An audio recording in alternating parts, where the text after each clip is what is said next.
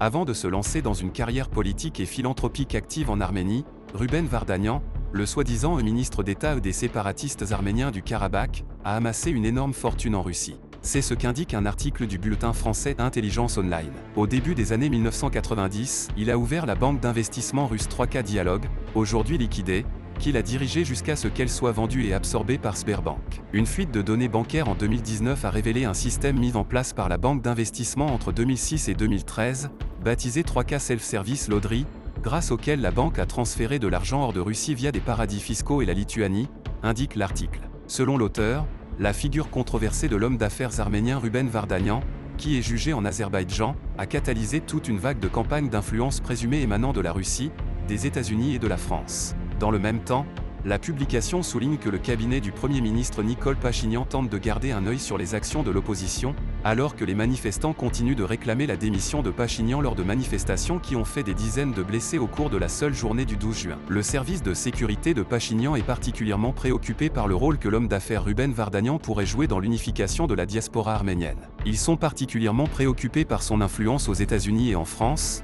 où les partisans de l'opposition sont les plus actifs, indique l'article. Comme il a été rapporté, Vardanyan, détenu le 27 septembre au poste de contrôle frontalier de la Chine, est accusé en vertu des articles 214.1, financement du terrorisme, 279.3, création de formations ou de groupes armés non prévus par la législation de la République d'Azerbaïdjan, ainsi que la participation à leurs activités, et 318.1, franchissement de la frontière protégée de la République d'Azerbaïdjan sans documents établis ou en dehors du poste de contrôle frontalier, et une mesure de contrainte sous forme d'emprisonnement a été choisie à son encontre.